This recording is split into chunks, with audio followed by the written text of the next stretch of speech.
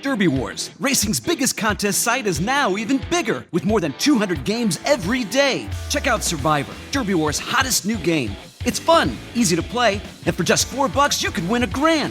Just pick a horse to finish first, second, or third and advance to the next race.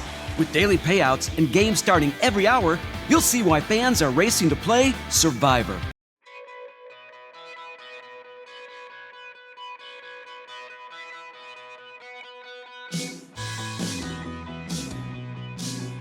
Welcome to another edition of HorseCenter, everyone. I am Brian Zipsey, and as you can tell, I'm here with my partner, my co-host to the East Coast. This is Matt Schiffman. How are you today, Matt? Great, Brian. What better place for us to be doing a show together than at Saratoga? Saratoga on location, folks. Matt, I've been coming here for over 40 years, and it never gets old. This place is my mecca. It's great to be here, and it's great to be here with you. Absolutely, Brian. We had a great week of racing that just passed this weekend. The hits keep coming, Matt. California Chrome and Songbird did their thing a week ago. Now, the favorites this week didn't have quite the same success. Let's jump right into the highlights, folks. We're going to talk first about the Jersey Shore, the $1 million Haskell Invitational, the return of the Kentucky Derby winner, 2-year-old champion of last year, Nyquist. But it was sloppy, and there was a lot of speed in it again, Matt.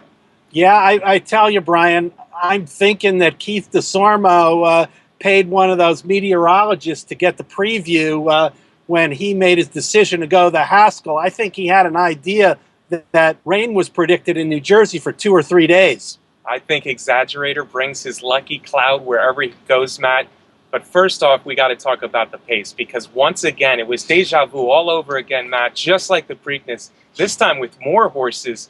Nyquist on the inside goes right after the lead, and he's joined by not one, not two, but 3 horses, and they were running fast into that first turn at Monmouth Park, Matt. They sure were, and as it settled out, it turned out to be a battle between Nyquist and Bob Baffert's American Freedom, as Baffert was going for his 9th Haskell win, and they went back and forth and set some pretty speedy fractions, 111 flat for 6 furlongs. Even more than that, I think the first quarter, the first 3 furlongs, the damage was done for some of these horses. American Freedom ran a very good race to hold on for second. Gunrunner, wide. I don't know if sloppy was his best surface, but he went wide into that first turn, pushing at the lead. He did get pulled back eventually by Florent Giroux, but that first turn was wild and wicked. It had to take something out of all the other horses. And Matt, if you noticed, Exaggerator just scooted right to the rail, right out of the gate practically. Right, Kent DeSormo did just what he did in the Preakness. Out of the gate, they broke alertly, and he beelined it to the rail to have a ground-saving trip. And as the speed went at it and they entered the clubhouse turn, he started to make his move with Exaggerator. 5 big stakes wins, folks. 5 big stakes wins for Exaggerator since he won the stakes race here at Saratoga, the Saratoga Special last summer. The last 4 have all been on wet tracks. I'm not saying that Exaggerator needs a wet track to win. I think we know better. But between the pace setup he's getting and these wet tracks, life is good for Exaggerator in a lot of these big races. Now, what did you think of his run? Quickly made up ground on the backstretch, and by the time they turned for home, much like the Preakness, he looked like a winner. He certainly did. As soon as he started to make his move around the turn and they straightened out coming to the wire, you're exactly right, Brian. He looked like a winner every step of the way. Exaggerator. I now move Exaggerator up to first on my 3-year-old rankings, Matt. Nyquist has to bounce back. This wasn't as good a performance as the Preakness. Again, we talked about the things he was running against, but he didn't hold on nearly as well. American Freedom beat him off down the lane. Both Exaggerator and American Freedom will go on to the Travers right here at Saratoga. Nyquist needs to bounce back. Do you think he can this year, Matt? I think under different circumstances on a dry track, I think that'll make a difference. I agree. So Nyquist is 4th, drops to number 2 of the top 3-year-olds in the country. The top spot is now occupied by the Preakness winner, the Santa Anita Derby winner, the Haskell winner. That's Exaggerator. Big win. Now at Saratoga, there was another big race for 3-year-olds, and that time we didn't see one of the favorites even involved. This was a long shot winner. And Matt, how many races had he won before the Jim Dandy? It's amazing. Laban broke his maiden in a Grade 2 Jim Dandy. Eric Guillot worked his Louisiana magic at Saratoga and pulled out a huge upset. I think Laban was 27-1. 27-1, Matt. We're talking Cajun cooking. We're talking bear grease on the tail. We're talking voodoo dolls. We're talking anything that Eric Guillot can do was done here Saturday at Saratoga for the Jim Dandy. Now, to me, a lot of this race was set up early. Javier Castellano, probably the best jockey in America, folks. He noticeably pulled Destin back a little bit. He did not want any part of the lead. I think Javier thought the horses he had to beat were behind him, not in front of him. He was more than happy to let Laban run free on the lead, and those fractions were not fast. And this was one of the few times compared to the other races, the graded stakes races where Laban was setting the pace.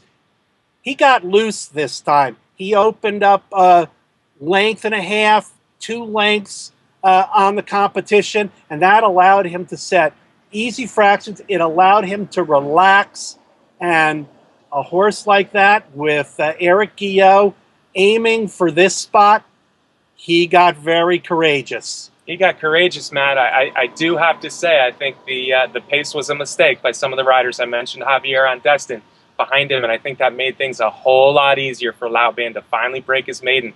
Folks, this was his 6th try in graded stakes company, so sooner or later he was likely to break his maiden in one of these. I think everything went his way, and he ran a good race. Very big talent, no doubt about it. He's Moreno Jr., basically. You remember Moreno ran well in the Jim Dandy, in the Travers, very well in the Travers. And then, of course, he broke through as a 4-year-old in the Whitney. Same kind of front-running style for the same connections. Eric Guillot, as we mentioned. I think we got to give a little love to the jockey of Laban as well. Yeah, no question about it. And I just, by coincidence, had the experience of watching the Jim Dandy on a TV in the clubhouse outside the winner's circle, standing next to Mr. Guillot. And let me tell you what, that was an experience. He was a little bit excited, and the Cajun language was flying with excitement. That's fun, Matt. I wish I was there with you. I'm a big fan of Eric Guillot. He says what's on his mind, and he'll talk to anybody out here. So it's good to see him get a win. Jose Ortiz, by the way, was the jockey who doled out the speed so very well. Destin ran a good race to kind of stalk the whole way. Couldn't get to him in the stretch. Governor Malibu was the horse that rallied, came up the rail a little bit, and he actually edged Destin for second. I think all 3 will be back for the Travers. I personally think that, again, I would prefer Governor Malibu and Destin to the winner, but no, taking nothing away from Laban. He will be dangerous speed once again.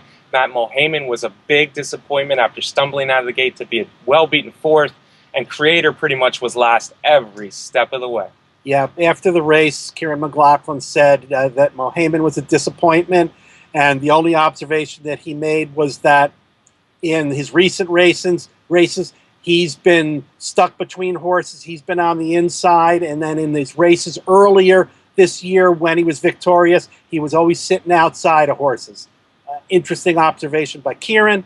And Pletcher about Destin said they're going to try to make some equipment changes in training as they prepare for the Travers. Well, I think Destin just needs to be pushed a little bit earlier. He was held back a little bit too much for my taste. Hey, Matt, it's not just about the 3-year-olds last weekend. There was major doings again, once again at Del Mar. It almost looked like a carbon copy of the San Diego Handicap last week. This time it was the older mares. Heavily favored Beholder was on the rail this time, and it was Victor Espinoza riding the horse on the outside, who was the second choice, the well-respected champion, actually, on the outside, Stellar Wind.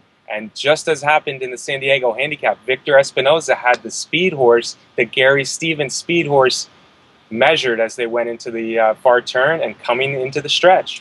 Yeah, Espinoza in his favorite spot to the outside of the speed and sitting right off the hip. And I think just like everybody else coming around the turn, I just kind of expected Beholder to pull away, but it did not happen this time. Stellar Wind put on an absolutely amazing performance to go by the 3-time champion Beholder. Beholder is still a great mare, and I wouldn't say that she's not going to be a great mare the rest of the year. She might still go in the Pacific Classic. This was a very good performance. It's not polite to insult a Hall of Famer in his golden years of riding, but I'm going to go ahead and do it anyway, Matt. I think Victor Espinoza was the better rider in this race. He was aggressive out of the gate, and he was aggressive on the turn. Gary Stevens, he got outridden a little bit in this one, but taking nothing away from Stellar Wind. She is for real, folks. The daughter of Curlin is that good. If you look at her form, she's just run nothing but good races. It was hard to take anything away from her going in, but Beholder is just so good that you didn't expect the result that we got. But Stellar Wind is now right in the ballpark as the best older mare in the country with Beholder after this performance. Yeah, and it'll be interesting to see what races Beholder goes to, but I think maybe we mentioned it in the last show. Wow, it could turn into a really interesting Breeders' Cup distaff if Beholder's in there and Stellar Wind is in there and the unbeaten Songbird is in there. Absolutely. Adding Songbird to the mix would be something special to see. Now, they're good older mares on this side of the Mississippi. We're talking about Carolina. We're talking about Cavorting, Forever Unbridled. It's a chatterbox. But for my money, we saw the best two mares in the country running in the Clement Hirsch on Saturday. Stellar Wind, I think, is that good. I would love to see Stellar Wind in the 1 1/4 Pacific Classic. I think she's bred to go long. She looks like a horse that will go long, but they're already saying that they're not going to go after that one. So we'll see her, fillies and mares against her in the future. Maybe Beholder. Yep, and someone's going to have to go run against California Chrome. Somebody's going to have to. Now, who's going to run against Flintshire, Matt? I think we're going to need some Europeans to come in at the end of the year for anybody to give Flintshire any real competition, because he's just too good. And what we saw in the Bowling Green, again, was just complete domination. Yeah, and a little bit of traffic trouble for Flintshire at various places in around the Saratoga turf in the Bowling Green, but as soon as Javier got clear, it was all over. That horse is really special. Best turf horse, male turf horse in America by a long way. Matt, American Pharaoh's full sister, American Cleopatra, made her debut as a 2-year-old at Del Mar yesterday. It was a winning one. It sure was. And Brian, I don't know. I was busy at the time. I didn't see the 7-1 price being offered at Del Mar for her first start, because I was amazed when I saw that.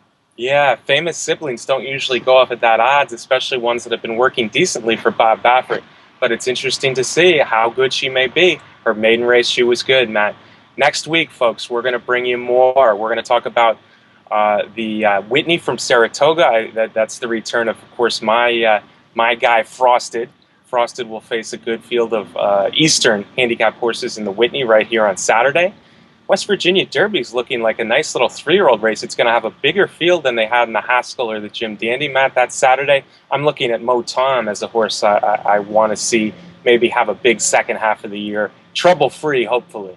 Yep, and after his big win in the Ohio Derby, I'm sure he'll be the favorite in that race, but we got Brody's Cause going in there, and as you said, $750,000 purse in that race? Yeah, there's a bunch of good horses pointing forward. I know Chad Brown has Economic Model. There's a couple others. I'm not thinking Todd Pletcher will be in, maybe Donegal Moon. So it'll be a nice race. I don't think anybody's going to be a heavy favorite in West Virginia Saturday. Frosted, I think, will be, although we're talking FNX, maybe Samrad. There's some good horses that'll be in the Whitney with them as well. As always, folks, we're brought to you by the best contest site in the business. That's Derby Wars. Thank you for watching. Matt, any closing shots? Brian and I are going to be here all week long. And if you fans see us, please stop by and say hello. We love talking to the fans. There go the horses, Matt. What a way to end another show. Folks, thanks for watching. We'll see you next week.